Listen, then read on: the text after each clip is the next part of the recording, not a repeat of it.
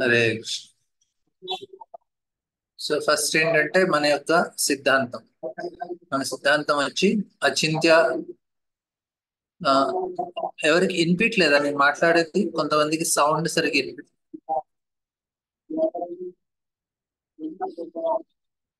No sound.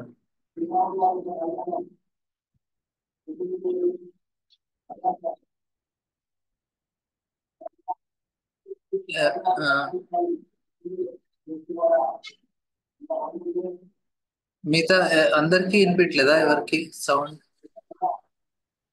Okay. వినబడుతుంది Prabhuji. Okay. Break అవుతుంది Prabhuji. Harikrishna Prabhuji break అవుతుంది. ఓ బ్రేక్. ఇక్కడ సిగ్నల్ బానే ఉంది మత్తజీ. మేబీ అక్కడ మీకు సిగ్నల్ ఇబ్బంది అవుతుంది. సో ఫస్ట్ గుర్తుంచుకోవాల్సింది, మనం మన యొక్క పరంపరను ఏమంటారు? మన పరంపరను ఏమంటున్నారు? బ్రహ్మ మధ్వ గౌడీయ పరంపర. మన 4 పరంపరలు. ఒక పరంపర బ్రహ్మ నుంచి వస్తుంది. బ్రహ్మ నుంచి నారద వ్యాస మహర్షి నుంచి మధ్వాచార్య. సో అందుకే మన మధ్వ. కానీ మధ్వ పరంపరలో కూడా మనం పూర్తిగా మధ్వ పరంపర కాదు, మనది గౌడీయ వైష్ణవం. గౌడ దేశం అంటే బెంగాల్ని గౌడ దేశం అంటారు. అందుకే మనది వచ్చి బ్రహ్మ మధ్వ గౌడీయ పరంపర. దీన్ని గుర్తుంచుకోవాలి మీరు. రెండోది వచ్చి మన సిద్ధాంతాన్ని ఏమంటారంటే అచింత్య భేద తత్వం అంటారు. సిద్ధాంతాన్ని కూడా గుర్తుంచుకోవాలి. మనకి శంకరాచార్య సిద్ధాంతం వచ్చి అద్వైత సిద్ధాంతం, మధ్వాచార్యది వచ్చి ద్వైత సిద్ధాంతం, రామానుజాచార్యది వచ్చి విశిష్ట అద్వైతం. కానీ మన సిద్ధాంతం వచ్చి అచింత్య భేద తత్వం. ఇది కూడా రాసుకోండి. అచింత్య భేద తత్వం. ఈ సిద్ధాంతం ఏంటో కూడా నేను వివరిస్తాను. తర్వాత వచ్చి మనం పూజించే భగవంతుడు ఎవరు?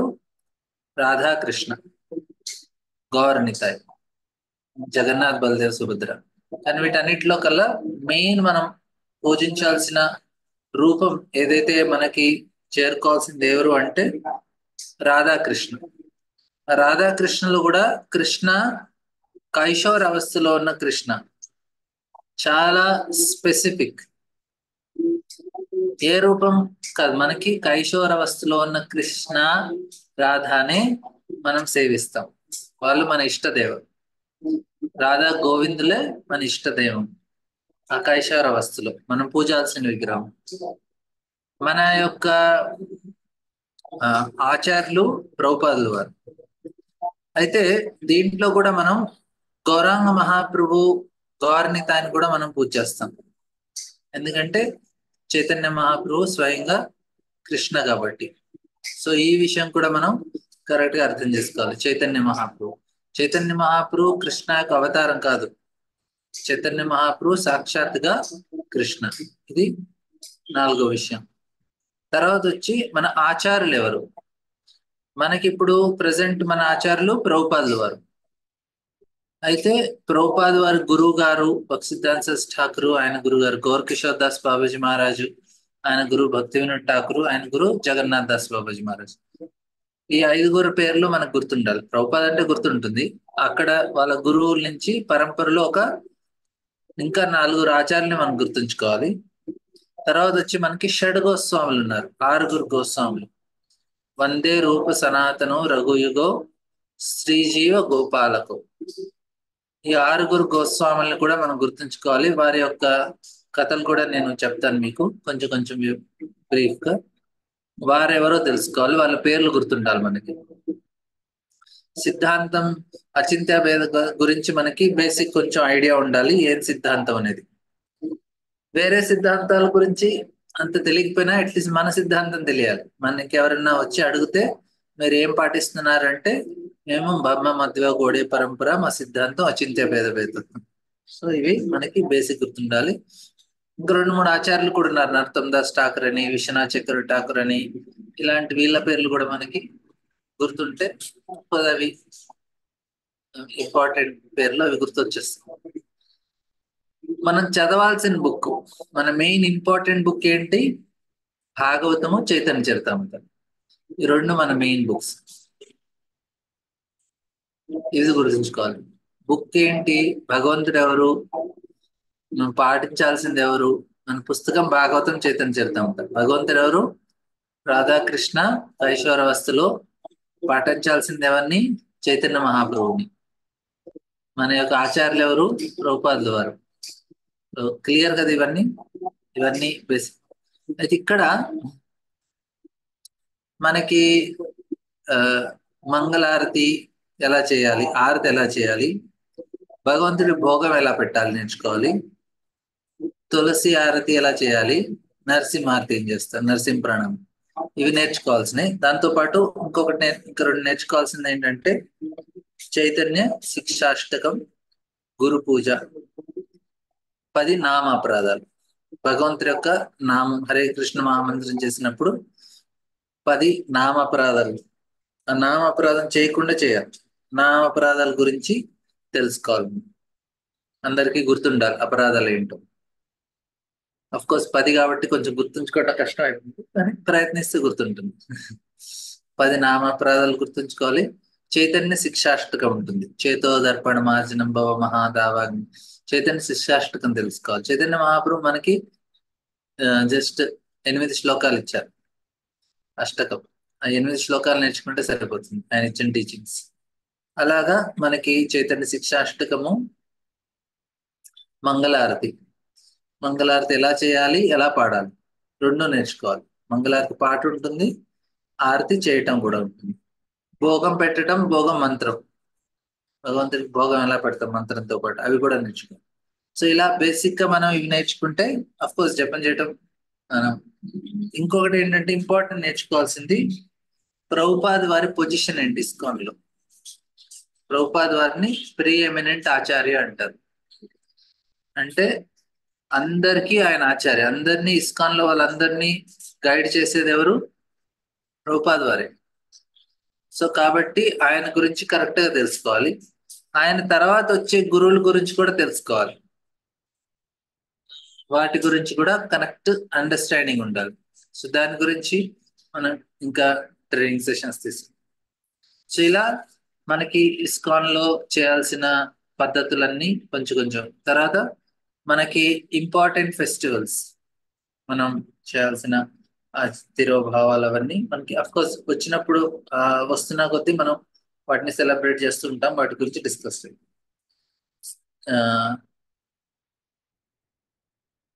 ఇవి క్లాసెస్ అవుతున్న కొద్దీ ఇవన్నీ యాడ్ చేస్తుంటాం. సో ఈరోజు జస్ట్ అచింత్య భేద భేద తత్వం గురించి కొంచెం చెప్తాను నేను. అచింత్య భేద భేద తత్వం అంటే మనం అచింత్య అంటే అర్థం కానటువంటిది, మన యొక్క చింతకి పరే. అచింత్య అంటే అంత ఈజీ, మనం దాన్ని అర్థం చేసుకోవాలి. సో మనం ఫస్ట్ ఏం చెప్తున్నాం అంటే నువ్వు ఇది అర్థం చేసుకోలేదు, అచింత్య అని చెప్పి. భేద అభేద. భేద అంటే దాంట్లో భగవంతుడు వేరు, మనం వేరు, అది అభేదం. ఇది మధ్వాచార్య యొక్క సిద్ధాంతం. ద్వైతం అంటారు దాన్ని. మధ్వాచార్య యొక్క సిద్ధాంతం ఏంటి? ద్వైత సిద్ధాంతం. శంకరాచార్య వారిది ఏంటి? అద్వైతం. అంతా ఒకటే అంటారండి. మధ్వాచార్య లేదు, రెండు వేరు, జీవ వేరు, మనం వేరు. కానీ శంకరాచార్య వారు సర్వం కలవిదం బ్రహ్మ. సో అంతా ఒకటే బ్రహ్మని చెప్పేస్తారు. అయితే శాస్త్రంలో 2 శ్లోకాల్ని సపోర్ట్ చేయడానికి ఆధారాలు ఉన్నాయి. మధ్వాచార్య చెప్పిన దానికి మనకి భగవద్గీతలో శ్లోకం ఉంది. ఏమని? ద్వాయుమో పురుషో లోకో. ద్వా అంటే ఇద్దరు. ద్వాయుమో పురుషో లోకో క్షరాక్షర యవచ. ఉత్తమ పురుషస్తు అన్య ఇంకొక వ్యక్తి ఉన్నారు. ఎవరైనా ఉత్తమ పురుష, కృష్ణుడు. సో ఇట్లా మనకి శాస్త్రంలో మధ్వాచార్య యొక్క సిద్ధాంతాన్ని సపోర్ట్ చేస్తూ శ్లోకాలు ఉన్నాయి. శంకరాచార్య వారు చెప్పిన సిద్ధాంతానికి కూడా సపోర్ట్ చేయడానికి శ్లోకాలు ఉన్నాయి. అయితే ఎవరు రైట్? మన ప్రకారం ఇద్దరు రైటే. అది మన ఫిలాసఫీ. ఏమంటారు మనం? అచింత్య భేద తత్వం అంటే మనం ఏమంటామంటే మనము భగవంతుడు వేరు, కానీ మనం భగవంతుడి యొక్క అంశాలు. ఆ విధంగా మనకి భగవంతుడికి వ్యత్యాసం లేదు. ఇప్పుడు ఉదాహరణకి ఏమిస్తున్నారు ప్రభుపాద్ గారు, సూర్యుడు యొక్క కిరణాలు, సూర్యుడు కిరణాలు, సూర్యుడు లేకపోతే ఉండవు కిరణాలు. సూర్యుడు ఉంటేనే ఇప్పుడు రాత్రి అయింది కాబట్టి మనకి సూర్యకిరణాలు కనిపించలేదు. సూర్యుడు ఉంటే సూర్యకిరణాలు ఉంటాయి. అంటే ఏంటి? వాటి మీద ఆధారపడి ఉంది. వాటికి దానికి డిఫరెన్స్ లేదు. సూర్యుడికి సూర్యకిరణాలు కాదు. కానీ సూర్య భగవానుడు సపరేట్ గా ఉంటారు. ఆయన భార్య పిల్లలతో సూర్య భగవానుడు కూడా ఉంటారు. అంటే ఏమర్థం చేసుకోవాలి? సూర్యుడు ఉన్నారు, కానీ సూర్యరశ్మి సూర్యుడికి వ్యత్యాసం లేకపోదు, ఉండదు, ఒకటే. సూర్య భగవానుడు సపరేట్ కూడా ఉంటారు. సో అదే విధంగా బ్రహ్మన్, పరబ్రహ్మ ఎవరు? కృష్ణనే. కృష్ణ మనం సపరేట్ గా ఉంటాం, కానీ కృష్ణుడి యొక్క శక్తి ద్వారా మనం ఆయనతో కలిసే ఉంటాం.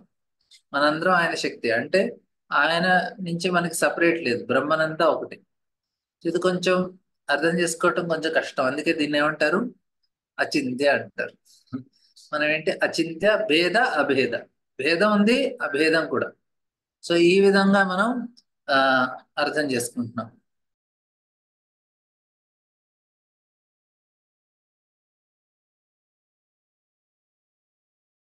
దీన్ని భేద అభేద అంటారు. అయితే నెక్స్ట్ ఏంటంటే, ఇది మన సిద్ధాంతం. ఇదంతా దానికి సంబంధించిన శ్లోకం 1.2.11 వదంతి తత్తత్వతస్తత్వం విజ్ఞానోద్వయం బ్రహ్మేతి పరమాత్మేతి భగవాన్ ఇది శబ్దతే. ఇది దానికి సంబంధించిన శ్లోకం. దీన్ని చర్చించుకున్నాం. కాకపోతే మీరు ఈ సిద్ధాంతాన్ని ఆ విధంగా గుర్తుంచుకోవాలి. తర్వాత వచ్చి చైతన్య మహాప్రభు గురించి మనం గౌరపూర్ణం గురించి అప్పుడు కూడా డిస్కస్ చేసాం. స్వయంగా కృష్ణనే అని, రైట్? నెక్స్ట్ వచ్చి ఇప్పుడు మనం భగవంతుడికి వచ్చి మన ఆచార్యుల గురించి తెలుసుకుందాం. కొంచెం జస్ట్ ఆ పేర్లు గుర్తుంచుకుందాం. ప్రభుపాద్ వారు మనకి ప్రీఎమినెంట్ ఆచార్య. ఇంకా ఆయన మెయిన్. అఫ్ కోర్స్ ఈ టాపిక్ మనం చాలా డీటెయిల్ గా కూడా డిస్కస్ చేద్దాము. మనకి ఆచార్యులు అంటే ఎవరు, గురువు అంటే ఎవరు, ఆచార్యకి గురుకి డిఫరెన్స్ ఏంటి, ఇవన్నీ డిస్కస్ చేద్దాం మనం. ఈ రోజు ఆ టాపిక్ తీసుకోను, అది వివరంగా మీకు మన భగవద్గీత అయ్యాక నెక్స్ట్ టాపిక్ వచ్చేది. ఎందుకంటే మనకి అన్ని వివరంగా తెలిసి ఉండదు. అప్పుడు మనం ఎవరైతే 16 మాలలు జపం చేస్తున్నారో వారి గురించి సపరేట్ గా కొన్ని సెషన్స్ ఉంటాయి. వాళ్ళకి కొంచెం ఎక్స్ట్రా గైడెన్స్. ఇస్కాన్ లో వాళ్ళు 16 మాలలు చేస్తూ ఇస్కాన్ లో దీక్ష తీసుకోవాలనుకునే వారికి సపరేట్ గా మనం వేరే టైం తీసుకొని మీరు దానికి అటెండ్ అవ్వచ్చు. అక్కడ మీకు ఇంకా విషయాలు చెప్తాను. 16 మాలలు జపం చేసుకుని. ఇంకొకటి ఇంపార్టెంట్ విషయం ఏంటంటే, మనం ఫస్ట్ మన పుస్తకాలు కంప్లీట్ చేసుకోవాలి. బాడీ పుస్తకాలు, వేరే పుస్తకాలు చదవకూడదు. రామాయణం ఆల్రెడీ అందరికీ తెలిసే ఉంటుంది, మహాభారతం తెలిసే ఉంటుంది. సపరేట్ గా చదవడం అవసరం లేదు. ఇప్పుడు చదవాల్సిన పుస్తకాలు ఏంటి? మనం చదవాల్సిన పుస్తకాలు భాగవతము. ఫస్ట్ భగవద్గీత చదువుకోవచ్చు ప్యారలల్ గా, భాగవతము. తర్వాత వచ్చి మనకి నెక్స్ట్ బుక్స్ చదవాల్సిన పుస్తకాలు మనకి బృహత్ భాగవతామృత, భక్తి రసామృత సింధు, తర్వాత ఉపదేశామృత, ఈషద్,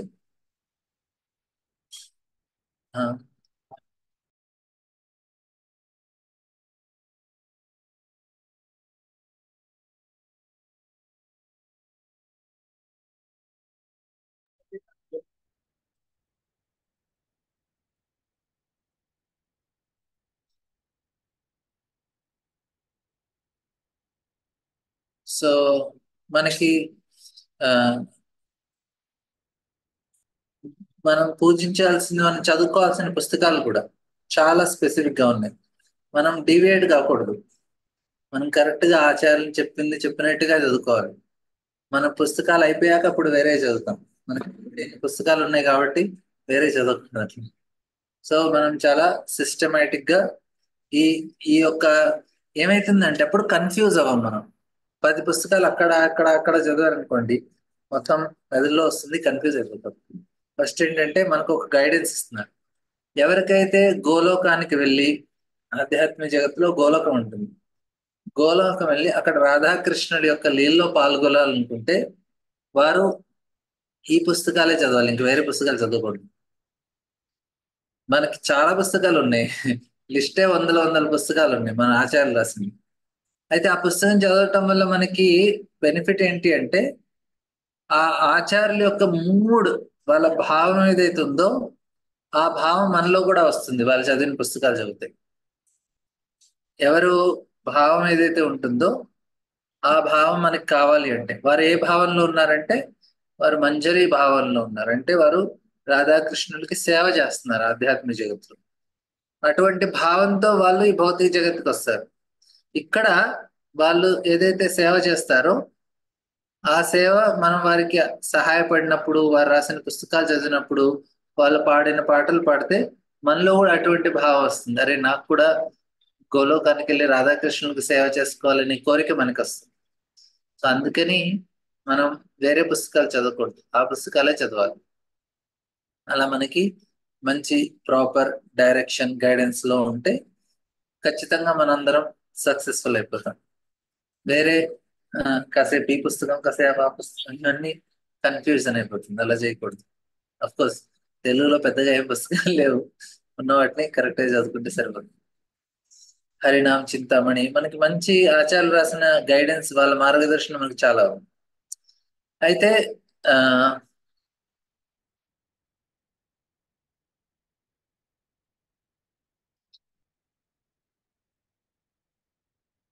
ఇంకొకటి ఏంటంటే మనం ఆ వేరే రూపాలు ఏవైతే ఉన్నాయో, నరసింహస్వామి, రాములు వారు, వరాహ స్వామి, వీరందరికీ మనం సేవ చేస్తాం, కానీ మన భావం మాత్రం రాధాకృష్ణుడు మెయిన్. ఇంకా వేరే తీర్థయాత్రకి వెళ్ళా కానీ మనకి ఎవరు గుర్తుండాలి ఎప్పుడైనా కానీ, రాధాకృష్ణులే గుర్తు, రాధా గోవిందనే గుర్తుండాలి. ఎవరికన్నా క్వశ్చన్స్ ఉన్నాయా దీని వరకు? వేరే విషయం మాట్లాడేలో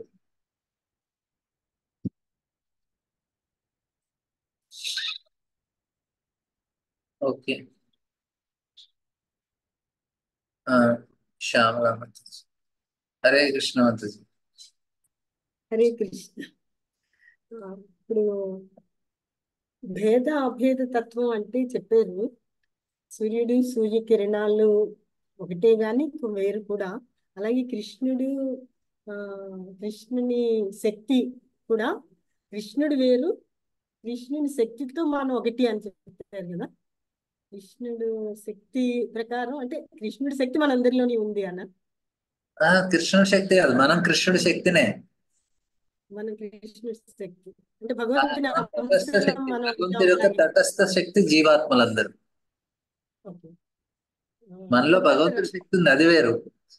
ఇది శరీరంకి సంబంధించింది మీరు మాట్లాడేది. ఏదైతే ఆత్మ ఉందో ఆత్మ కృష్ణుడి యొక్క తటస్థ శక్తి. తటస్థ శక్తి అది మనలో కూడా ఉంది. కాక మీరు కన్ఫ్యూజ్ అయిపోతున్నారు. మనం ఆత్మనా శరీరం చెప్పండి మీరు? ఆత్మ. నిజంగా అయితే ఆత్మ. మనం ఆత్మ కదా. ఆత్మ వచ్చి భగవంతుడి యొక్క తటస్థ శక్తి. ఇప్పుడు శరీరం ఉందా మనకి? ఈ శరీరంలో ఏదైతే శక్తి ఉందో ఆ శక్తి ఎవరిది? అది శక్తి భగవంతుడిది, కృష్ణుడిది. ఈ ఈ శక్తి ఏదైతే శరీరంలో, అది బహిరంగ శక్తి. అదే శక్తి ఆత్మ వచ్చే శక్తి తటస్థ శక్తి. ఆధ్యాత్మిక జగత్ వచ్చి అంతరంగ శక్తి.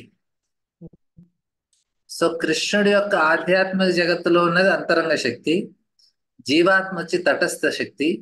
ఈ భౌతిక శక్తులు ఏదైతే మన శరీరంలో ఉన్నాయో ఇవన్నీ మాయాశక్తి, ఇదంతా దీన్ని బహిరంగ శక్తి అంటారు.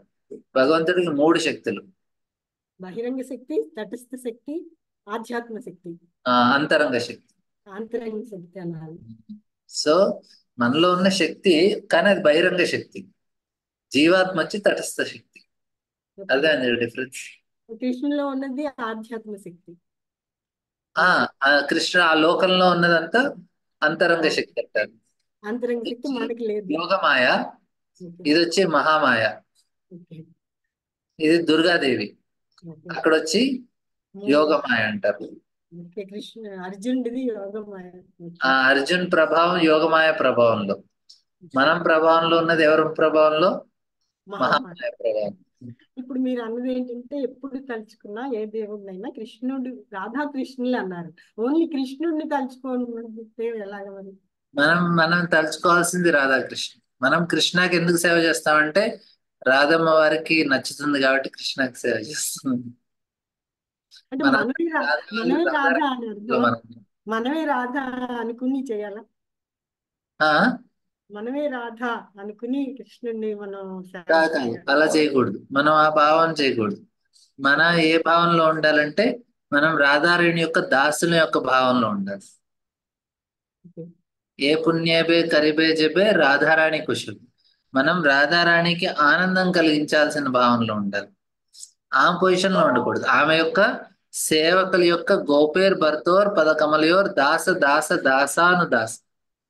మనం ఆమె యొక్క సేవకుల యొక్క సేవక రూపంలో ఉండి సేవ చేసుకోవాలి ఆమెకి. సో రాధాకృష్ణుల్నే ఎప్పుడు తలుచుకోవాలి. మనం ఆమెకి సహాయపడాలి. అంటే ఆమె కృష్ణకి సేవ చేస్తుంది, మనం వెళ్ళి అసిస్ట్ చేస్తాం. ఓకే. కరెక్ట్. అర్థమైంది.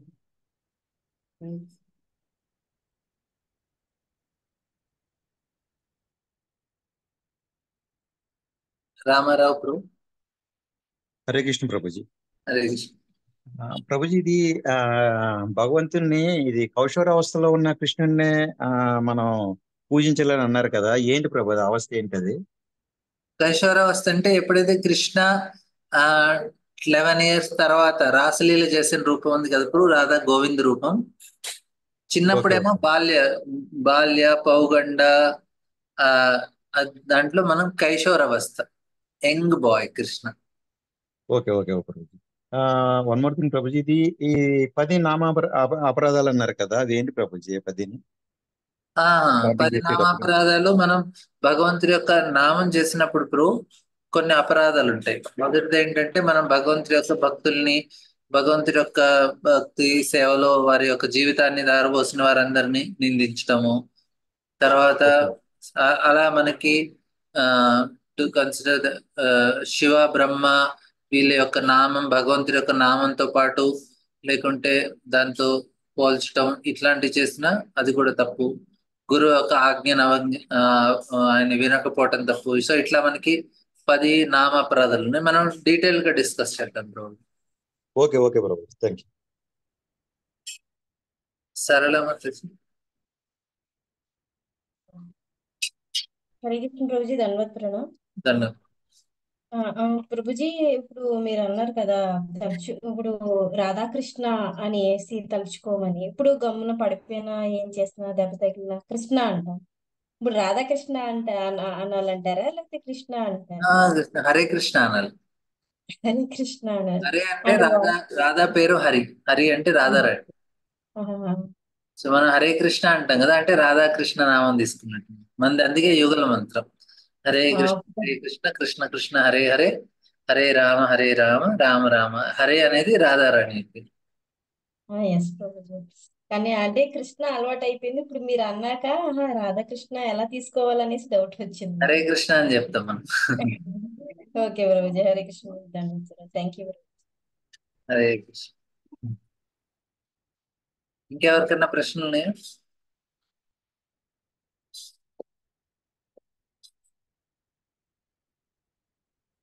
సో మీరు మీ ఫ్రెండ్స్ రిలేటివ్స్ వాళ్ళకు కూడా చెప్పండి, గురువారం నుంచి మనకి భగవద్గీత స్టార్ట్. చవన్ బ్రో బాగున్నారా బ్రో?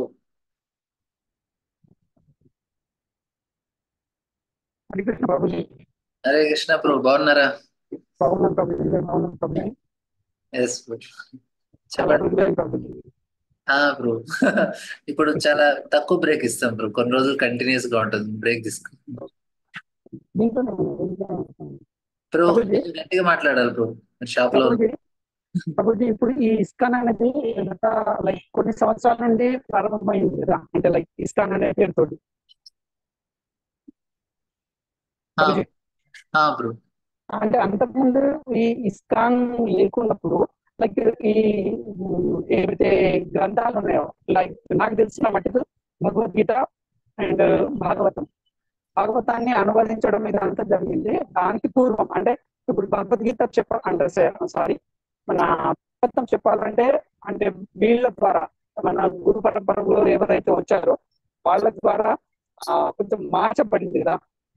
అట్లాంటప్పుడు ఏది జెన్యున్ అనేది కొంచెం కన్ఫ్యూజన్ ప్రభుజీ. అంటే ఇప్పుడు పాతది జెన్యున్, ఇప్పుడు ఉన్నది జెన్యున్ అనేది నా డౌట్ ప్రభుజీ.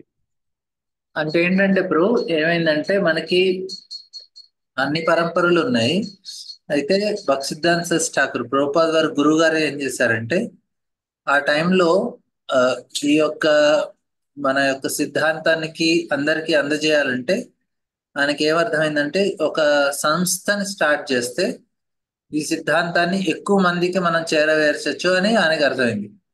దాని ముందు కూడా చాలా మంది భక్తులు ఉన్నారు, కాకపోతే ఏంటంటే అది ఆర్గనైజ్ కాదు. ఎట్లా ఉండేవారంటే కొంతమంది బాబాజీలు బృందావనంలో ఉండేవారు, కొంతమంది బాబాజీలు జగన్నాథ్ పురిలో మాయాపూర్లో ఉండేవారు, కొంతమంది ఆడవాళ్ళు అక్కడక్కడ ప్రాక్టీస్ చేసేవారు. అది ఎలా మొత్తం అంత సిస్టమేటిక్ గా లేదు. అయితే భక్తిసిద్ధాంత సరస్వతి ఠాకూర్ వారు గౌడీయ మఠాన్ని స్టార్ట్ చేశారు. సిద్ధాంతం అన్ని సేమే, మఠాన్ని స్థాపించారు. దానివల్ల ఏంటంటే ప్రచారం ఎక్కువైపోతుంది. ఇప్పుడు మనం తర్వాత అదే ఐడియాని ప్రభుపాద్ వారు ఇస్కాన్ స్థాపించారు. ఇప్పుడు ఇస్కాన్ అంటే ఏమైంది, అది అందరికీ తెలిసిపోయింది. ఓకే, ఇస్కాన్ లో వీళ్ళు ఏవి చేస్తారు, ఏవి చేస్తారు, ఫిలాసఫీ సేమే, కాకపోతే అది ఒక సంస్థను చేయటం వల్ల ఏమవుతుందంటే ఎక్కువ మందిని మనం ఈ యొక్క సిద్ధాంతాన్ని చేరవేయటానికి ఈజీ అయిపోతుంది.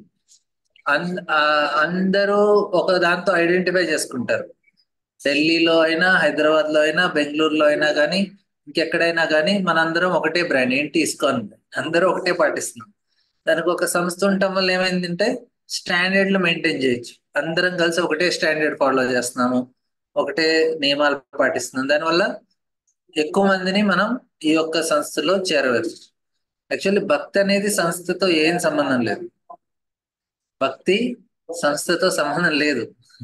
సంస్థ ఎందుకు అంటే కొంత సహాయపడటానికి జనాలకి. ఇప్పుడు ఏంటి, మన అందరం ఆర్గనైజ్ గా ఉన్నాం, మనందరికి తెలుసు మనందరం ఇస్కాన్ మెంబర్స్. దానివల్ల ఏం చేస్తున్నాం, మనం స్టాండర్డ్ ని పాటిస్తున్నాం. సంస్థ లేదనుకోండి, క్లాస్ ఇస్తాము, ఎవరికి స్టైల్ వాళ్ళు పాటిస్తారు. దానివల్ల ఏంటంటే డైల్యూట్ అయ్యే అవకాశం ఉంటుంది. అంటే నాకు నచ్చింది 16 మాలు. సంస్థ లేదనుకోండి, ఒకళ్ళు అంటారు 10 చేస్తే మాలు సరిపోతుంది, కొంతమంది అన్నారు లేదు 2 చేస్తాం, కొంతమంది లేదు 30 చేయాలంటారు. ఇప్పుడు ఒక స్టాండర్డ్ అంటూ లేదు. సంస్థ ఉండటం వల్ల అందరూ 16 మాలు మినిమం, ఎక్కువనే చేయొచ్చు కానీ తక్కువ చేయకూడదు. సో అలా మనకు ఒక స్టాండర్డ్ ని పాటిస్తూ వచ్చింది. ఇంకోటి ఏంటంటే ఆచార్యులు అప్పుడు రాసిన పుస్తకాలే, గోస్వాములు, ప్రభు చైతన్య మహాప్రభు అప్పుడు రాసిన పుస్తకాలే అవన్నీ. వాటిని తీసుకొని ప్రభుపాద ఏం చేశారంటే ఒక సిస్టమేటిక్ గా కోర్సులో పెట్టేశారు. దానివల్ల జనాలకి చాలా సులువుగా వాటన్నిటి నుంచి ప్రాక్టీస్ చేసుకోవటం ఈజీ అయిపోయింది. సో ఫిలాసఫీ కృష్ణ 5000 సంవత్సరాల క్రితం చెప్పిన భగవద్గీత, అప్పుడు వ్యాస మహర్షి రాసిన భాగవతాన్నే మనం పాటిస్తున్నాం. కానీ దాన్ని ఏంటంటే ఒక ఆర్గనైజేషన్ లో రూపంలో మనం చాలా సిస్టమేటిక్ గా పాటిస్తున్నాం. సో అది మెయిన్ డిఫరెన్స్. సో ఇస్కాన్ లేకముందు ఈ సిద్ధాంతం అన్ని ముందు కూడా ఉన్నాయి. ఇప్పుడు ఈ సనాతన ధర్మం కాబట్టి కృష్ణ భగవద్గీత చెప్పారు 5000 సంవత్సరాల క్రితం, దాని ముందు కూడా ఉన్నాయి. కాకపోతే దీంట్లో రెండు స్పెషాలిటీ ఉన్నాయి. ఒకటి ఏంటంటే 500 సంవత్సరాల క్రితం కృష్ణనే వచ్చి ఆ భాగవతాన్ని ఇంకా లోతుగా అర్థమయ్యేటట్టుగా చెప్పారు. దాంతో పాటు ఈ రాధాకృష్ణ యొక్క భావం కూడా ఆయన మనకి వివరంగా చెప్పారు. ఈ ప్రేమ భావం అనేది ముందు తెలియదు ఎవరికి. అనార్పిత చరించిరా కరుణయ అవతీర్ణ కరో సమర్పయితం ఉన్నత ఉజ్వలర్స. అనార్పిత చరించిర ఎంతో కాలంలో ఎవరికి తెలియనిది ఉన్నత ఉజ్వల రస, అది స్థాపించడానికి చైతన్య మహాప్రభు వచ్చారు. సో ఒక రకంగా ఈ సనాతన ధర్మం అయితే సనాతనంగా ఉంది, భాగవతం అయితే 5000 సంవత్సరాల నుంచి ఉంది, భగవద్గీత భాగవతం. అన్ని ఆచార్యులు పరంపరలు ఈ భగవద్గీతని పాటిస్తారు, ఈ శంకరాచార్య వీళ్ళందరూ. మనం భాగవతాన్ని చాలా స్పెషల్ గా భావిస్తాం. దాంట్లో కూడా ఇంకా చైతన్య మహాప్రభు చెప్పిన విషయాలు దాన్ని చైతన్య చరితామృత ద్వారా ఇంకా clear. So okay bro, చవన్ bro. Okay Prabhuji, అరే థ్యాంక్ యూ ప్రభుజీ. హరే కృష్ణ ప్రభుజీ. అను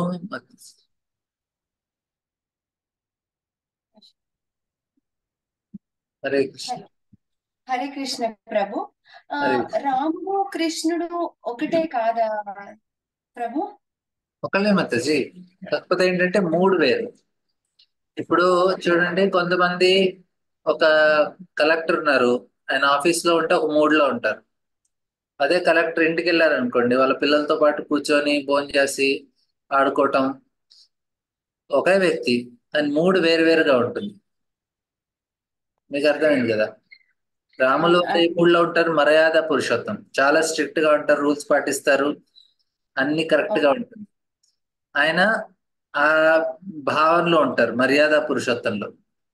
కృష్ణ ఏంటి? లీలా పురుషోత్తం, లీలలు చేస్తారు ఆయన.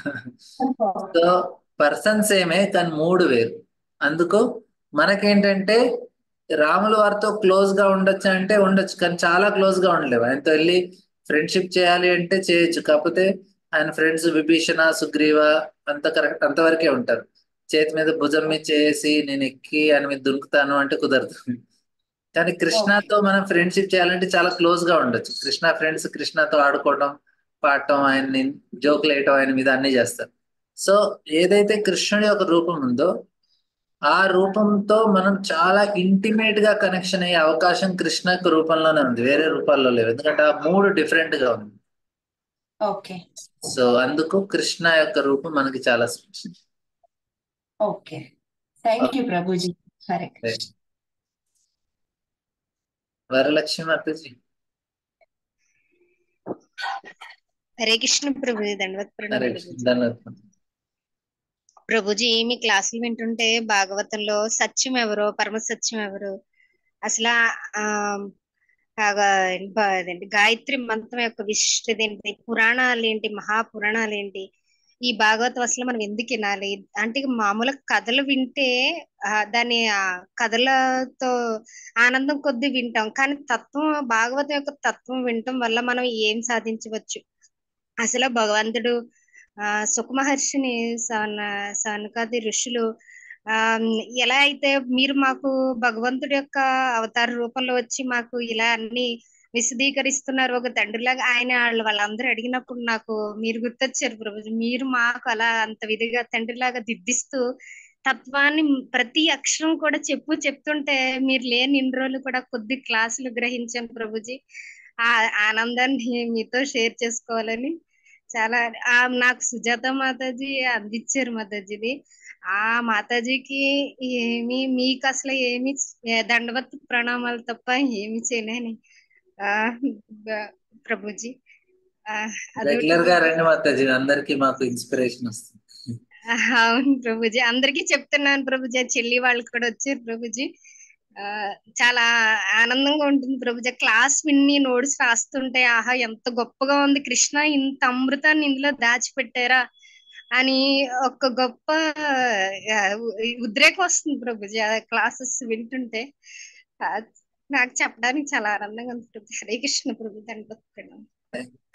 మీకు సహాయపడుతుంది మా అదృష్టం మాతాజీ, సేవ చేయగలుగుతున్నాను. మీరు మంచి డివోటీ. శ్రీలక్ష్మి మాతాజీ.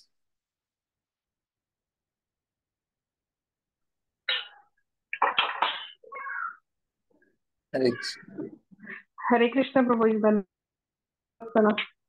ధన్యవాదాలు ప్రభుజీ. ఇప్పుడు ఫస్ట్ బుక్స్ చదవాలి అనేసి అంటున్నారు కదా ప్రభుజీ, అంటే మనం ఏ బుక్స్ నుంచి స్టార్ట్ చేయాలి? భగవద్గీత నుంచి స్టార్ట్ చేయాలా? భాగవతం కూడా డైరెక్ట్ గా చదువుకోవచ్చు మాతాజీ, ప్రాబ్లం లేదు. అంటే ఫస్ట్ మన ప్రిఫరెన్స్ దేనికి మన ప్రభుజీ? అంటే మన భక్తి కోసం తెలియాలి అనుకుంటే ఫస్ట్ భాగవతం చదవాలంటారా, భగవద్గీత చదవాలి? భాగవతం రెండు ఒకటేసారి. ఎందుకంటే ప్రభుపాద వారు ఏం చేశారంటే పొద్దున భాగవతం తీసుకునేవారు, సాయంత్రం భగవద్గీత తీసుకునేవారు, రెండు ప్యారలల్ గా చదివారు. పొద్దున భాగవతం క్లాస్ పెట్టేవారు, సాయంత్రం భగవద్గీత. అంటే రెండు పుస్తకాలు దాంతో చదవాలంటారు. అందుకే నేను 3 రోజులు భాగవతం, 2 రోజులు భగవద్గీత తీసుకుంటున్నాను. ఎందుకంటే 2 పుస్తకాలు మనకు కావాలి. కాబట్టి ఇప్పుడు ఒక 18 రోజులు మనం భగవత్ తీసుకుందాము. తర్వాత మీరు ఆ, పొద్దున భాగవతం, సాయంత్రం భగవద్గీత చదవచ్చు. లేకుంటే భగవద్గీత మీకు కావాలంటే ఒకసారి, ఎందుకంటే చిన్న పుస్తకం కాబట్టి కంపారిటివ్లీ ఒకటే పుస్తకం కాబట్టి ఫస్ట్ కంప్లీట్ చేసేసి తర్వాత భాగవతం చదువుకోవచ్చు. ఓకే ప్రభుజీ. ప్రభుజీ ఇంకొక డౌట్, ఒకవేళ 16 మాల్లో కంప్లీట్ అవ్వకపోతే ఈ రోజు నెక్స్ట్ డే ఉండిపోతే ఒక 2-3 అవి నెక్స్ట్ డే చెయ్యొచ్చా 16 కంప్లీట్ అయిపోయిన తర్వాత? చేయొచ్చు. చేయొచ్చా ప్రభుజీ? చేయొచ్చు, ఇంకా ఎక్కువ కూడా చేయొచ్చు. అంటే ఒక్కొక్కసారి ఒక 2-3 అలా ఉండిపోతే ప్రభుజీ 16 అవ్వకుండా అవి అయితే నెక్స్ట్ డే. డబల్ చేయాలి. మీరు 2 మాలు మిగిలిపోయాయి అనుకోండి, రేపటికి 4 మాలు ఎక్స్ట్రా చేయాలి పనిష్మెంట్. ఓకే ప్రభుజీ, మీ స్పీచ్ చాలా బాగా చెప్తున్నారు Prabhuji. Okay okay, thank you Prabhuji. Hare Krishna. ధన్యవాదాలు. 108 అర్జున్ కు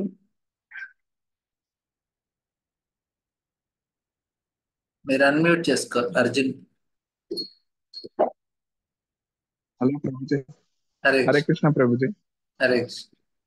ప్రభుజీ ఇప్పుడు ప్రతి గుడికి పోయినా కానీ హరే కృష్ణ అనాలా, లేకపోతే ఓన్లీ కృష్ణ టెంపుల్ కి వస్తున్నా హరే కృష్ణ అనాలా? మనం ఎక్కడున్నా హరే కృష్ణ, వాళ్ళు ఎప్పుడైనా హరే కృష్ణనే బ్రో, వాళ్ళు పార్టీ చేంజ్ చేయరు. మనం ఎవరైనా బర్త్డేకి పిలిస్తే హరే కృష్ణ పడతాం. టెంపుల్ అయినా సరే మనం ఎప్పుడు హరే కృష్ణ బ్రో. బర్త్డే పార్టీకి పిలిస్తే హరే కృష్ణ పడతాం, మ్యారేజ్ కి పిలిచినా హరే కృష్ణ పడతాం, ఎవరైనా చనిపోయారైనా అక్కడ కూడా వెళ్ళి హరే కృష్ణనే అంటాం. మనం ఇంకా వేరే మంత్రం చేంజ్ చేయం, అన్నిటికీ ఆ మంత్రాన్ని పడతాం. అందరూ మళ్ళీ హరే కృష్ణనే అంటారు. ఓకే ప్రభు, థ్యాంక్ యూ ప్రభు. హరే కృష్ణ. హరే కృష్ణ. ఇంకెవరికైనా ప్రశ్న ఉన్నాయా?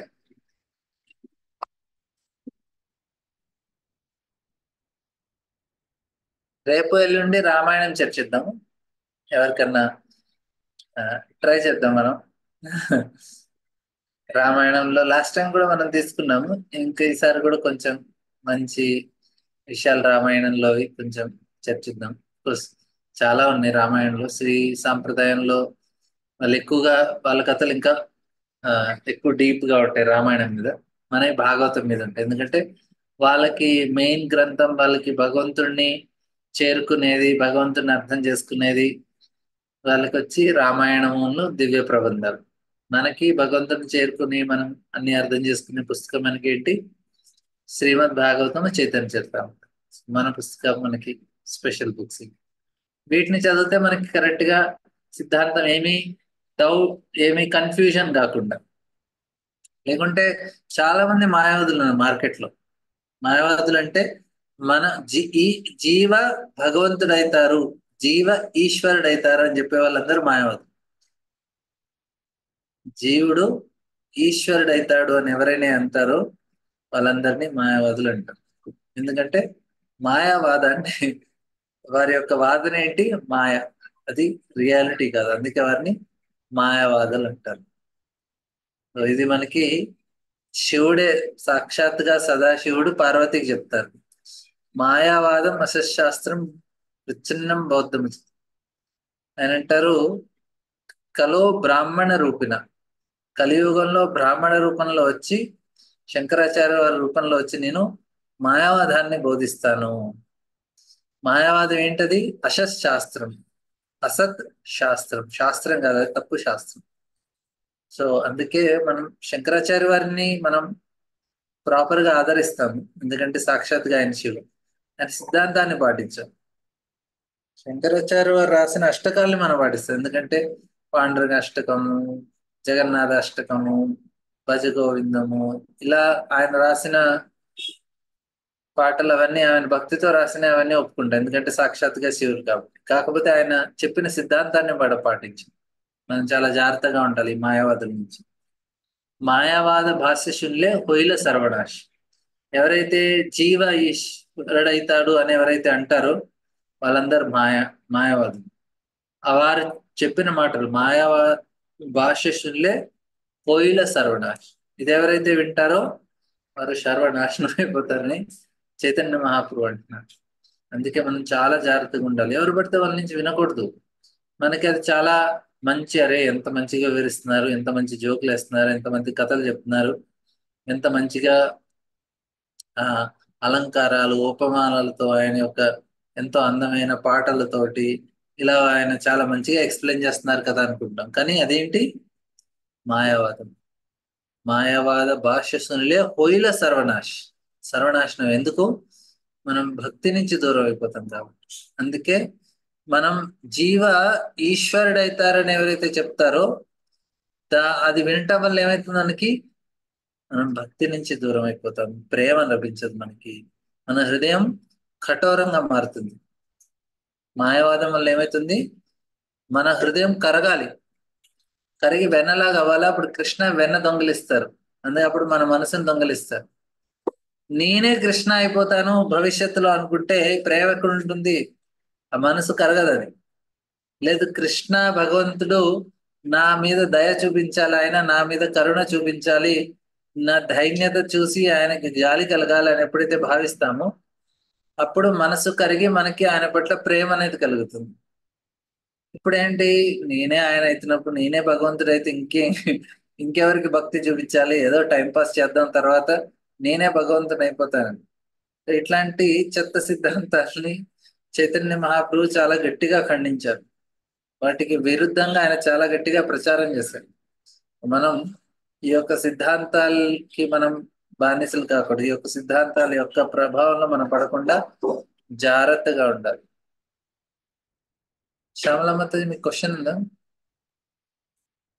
హరే కృష్ణ. ఇప్పుడు రామాయణంలో తత్వం ఎక్కువ అర్థం అవుతుంది కదా, నాకు అనిపిస్తుంది రామాయణం స్టోరీ లాగా ఉంటుంది అని.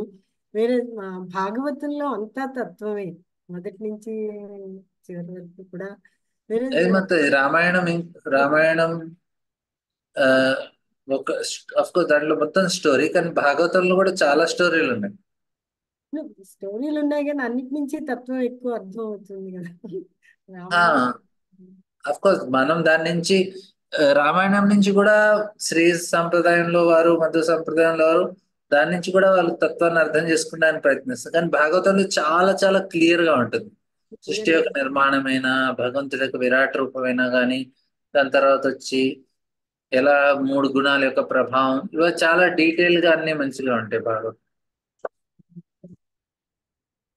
సరే, రేపు మీరు తత్వం గురించి కూడా చెప్తారా? రామాయణంలోంచి వచ్చే తత్వం కూడా. నేను మాట్లాడితే అన్ని తత్వం వచ్చేస్తా. నేను స్టోరీ ఇచ్చినా గానీ స్టోరీ 2 నిమిషాలు 10 నిమిషాలు తత్వం చెప్తా. నాకేంటంటే జనాలకి ఆ తత్వం ఇంపార్టెంట్ అనిపిస్తుంది. ఎందుకంటే అది ఒకసారి అర్థమైపోతే వాళ్ళు ఎటువంటి మిస్టేక్ చేయకుండా కరెక్ట్ గా పాటిస్తారని ఒక అండర్స్టాండింగ్. స్టోరీ అంటే చాలా మందికి స్టోరీ తెలుసు, దాని వెనకాల తత్వం అనేది చాలా ఇంపార్టెంట్. దానివల్ల ఏంటంటే మనం కరెక్ట్ డైరెక్షన్ తెలుస్తుంది, ఏం చేయాలి, నేను ఎలా పాటించాలి, మళ్ళీ దాని యొక్క నెగిటివ్ తప్పు దిశగా వెళ్లకుండా ఉండాలంటే ఏం చేయాలి, అవన్నీ మనకి చాలా క్లారిటీ వస్తుంది తత్వం తెలుసుకుంటే. అందుకే నేను ఆత్మతత్వం తెలుస్తుంది. ఆత్మతత్వం తెలిస్తే ఆత్మభావంతో ఉండడానికి ఉపయోగపడుతుంది. ఓకే, హరే కృష్ణ. రేపు మళ్ళీ కలుద్దాం. రేపు రామాయణంలోని తత్వం గురించి మాట్లాడతాం. హరే కృష్ణ. శిల ప్రభుపాద की जय, श्रीमद् भागवतम की जय, राम लक्ष्मण हनुमान की जय.